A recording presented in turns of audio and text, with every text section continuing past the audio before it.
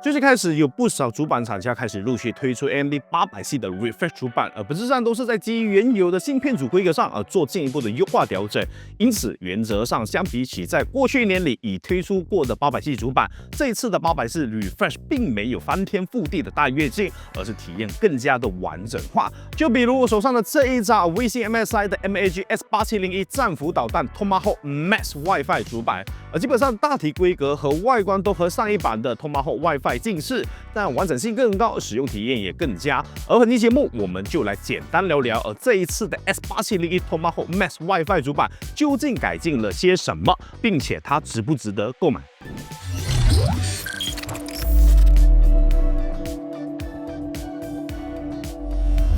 在我開始分享 Max 版改動了些什麼之前，先來簡單概括一下 S8701 Tomahawk Max WiFi 與上一版 S8701 Tomahawk WiFi 相同的規格參數，包括但不限於核心供電採用80和 DiamondMOS 一共有14+2+1項設計，完全一致的散熱馬甲用料與設計，4個 M.2 插槽，後置5G 有線網口與 WiFi 7無線網絡功能，顯卡與 M.2 解1快拆設計，微星 MSI 最新主版的獨家額外供電穩壓功能，以及 S8701 芯片組自帶的後置雙40G USB 4接口，這些在 S8701 Tomahawk Max WiFi 上都獲得保留。其中大家最感興趣的也包括了 PCIe 通道拆分設計，這裡我也簡單給大家概括一下。PCIe 擴展插槽一共有3個，分別為最上方的 PCIe 5.0x16 CPU 直連顯卡插槽，第2條和第3條分別為最上方的 PCIe 5.0x16 CPU 直連顯卡插槽，第2條和第3條則是來自 S8701 芯片組擴展，通道數為 PCIe 3.0x1和 PCIe 4.0x4，而 M.2 插槽一共有4個，最上方的2個為 CPU 直連通道，能夠支持最高 PCIe 5.0x4，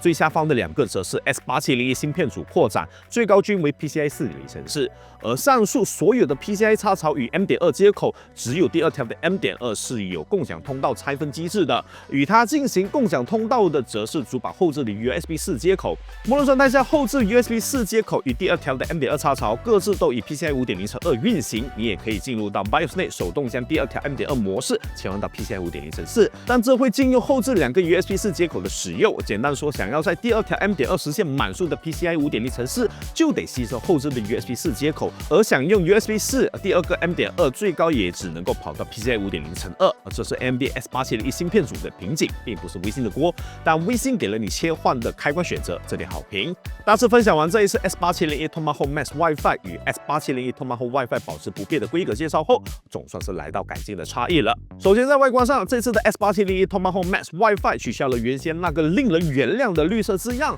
改為和散熱馬甲統一的暗色字體。微星你總算是反應過來，原先的那一個黑色馬甲搭配綠色字體是有多難看了吧？你是不知道男生有多麼抗拒綠色嗎？現在這樣才是戰斧導彈該有的冷酷感嘛？早幹嘛去了呢？第二個改進點是將 BIOS 容量從原本的32MB 擴充到了64MB。雖然目前乍看之下這個改動不痛不癢，但老玩家都知道 AM4時代的痛。當年的 B350 主板為了支持最新的 CPU 而被迫砍掉圖形界面，甚至變成了文字修仙版的 BIOS 閃具，你們應該還沒忘吧？而這一次的64MB 的大容量，就是為了給未來 AM5 平台長達數年的戰未來承諾留出了升級空間，直接讓你打消了未來升級的焦慮感。第3個改動則是新增了 Ocean Engine 功能，也就是超頻發燒友最喜聞樂見的外頻時鐘發射器，同時也是繼 B850 M-Power 後成為第2張搭載外頻時鐘發射器的 MAG 系列主板。有了它，你就可以解鎖 B-Clock 外頻，炸開 CPU 的最後一點性能，而且還新增了 Direct OC Jumper 的物理跳線，特別適合那一些玩夜彈或是裸版超頻的大神，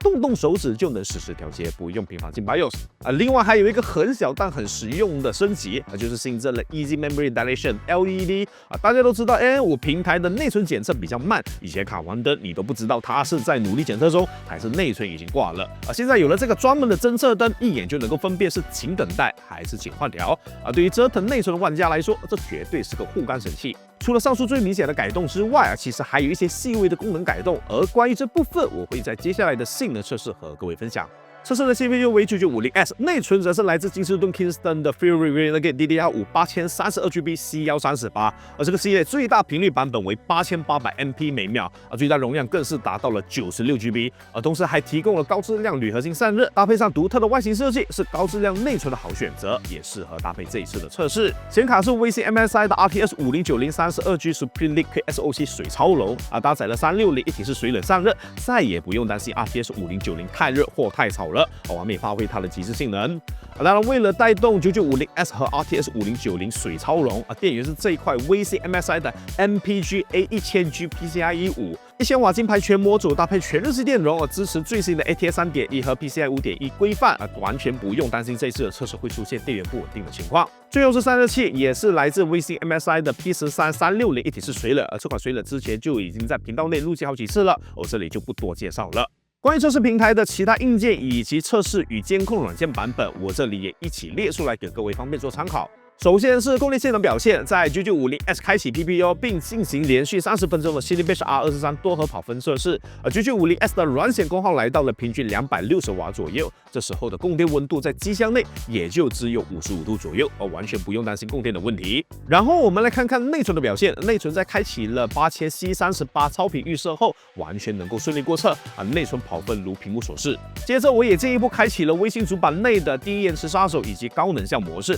再次進行內存跑分，讀寫性能均獲得一定程度的提升，延遲也大幅降低了不少。當然，這些功能是否開啟就看各位的需求與用途了，我這裡就不做開啟這些功能與否的建議了。至於進一步拉高內存頻率進行超頻，我也同樣不給各位演示了，畢竟我手上的9950S 本身 IMC 體質就不是特別好，加上測試的時間有限，所以我也希望各位觀眾能夠體諒一下。不過相比起之前的 S8701 主板，這塊 S8701 Tomahawk Max WiFi 打開 8000C38 穩定過測，確實非常的輕鬆，感覺林大應該也有在 BIOS 和兼容性上下了不少功夫，而這裡我代替各位用戶感謝林大。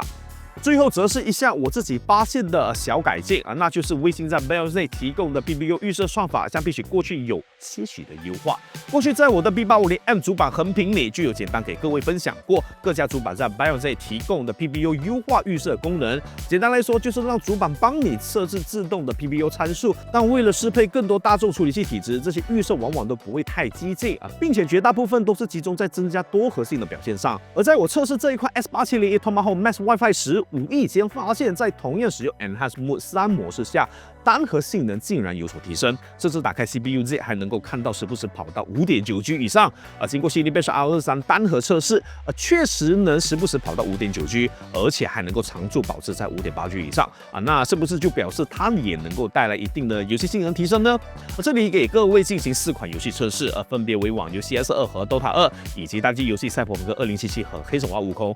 為了能夠盡可能體現出 CPU 幀的差異，分辨率均採用 1080P， 畫質則是對應該遊戲日常最適合的畫質設置。在網遊 CS2 和 Dota 2裡開啟了 Enhanced Mode 3後，對比起開啟 PPU 的幀數提升還是比較明顯的，特別是在 Dota 2之間能有10%以上的幀數提升。而換到了單機遊戲賽博朋克2077裡，還是能夠看到使用 Enhanced Mode 3模式所帶來的幀數提升。即便是公認優化特別好的黑神話悟空，還是能夠看到一點點的提升。看來這一次的 PPU 預設的確是有進行了些優化不過這裡要聲明一下主板內其實提供了非常多的預設選擇為了就是適配不同 CPU 體質的用戶，因此也有可能屏幕前的你在開啟 Enhanced Mode 3後會出現不穩定或動屏死機的問題所以我強烈建議各位別盲目的操作頁，可以一個個預設慢慢試一試找到那一個最適合能夠實現既穩定性能又有提升的預設。總結這一次的 WeC MSI MAG S8701 Tomahawk Max WiFi 主板體驗，由於受限於 AMD S870 芯片組本身的擴展性上限瓶頸，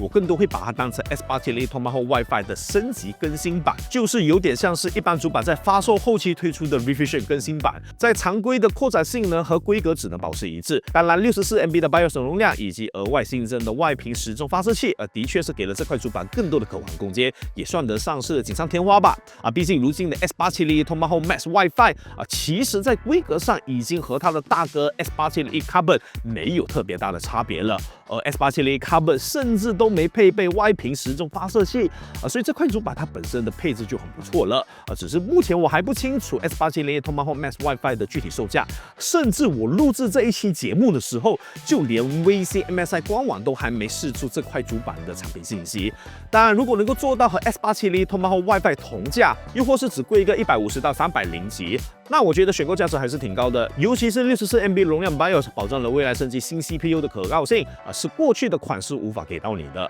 而且在這個價位段裡，我認為幾乎沒有幾款 S8701 主板能夠在規格層面上完全打得過它了即便有，也最多是55開吧。那麼以上就是關於 WeSing MSI MAG S8701 Tomahawk Max WiFi 主板的簡易體驗分享說是簡易，其實也來到10分鐘以上了希望這一期節目的內容會對你有所幫助。如果有什麼關於這款主板的想法或觀點，想要和我一同交流，也不妨在底下留言評論告訴我。如果大家有哪一些想要看的主板體驗，也能夠分享讓我知道雖然我不一定會真的測試分享出來就是了。喜歡這期視頻的朋友，也不妨給個一鍵3連，覺得內容有用的新觀眾，也不妨關注我的頻道，並觀看頻道內的其他節目。那麼今天的節目就到此為止了，我們下期視頻再見。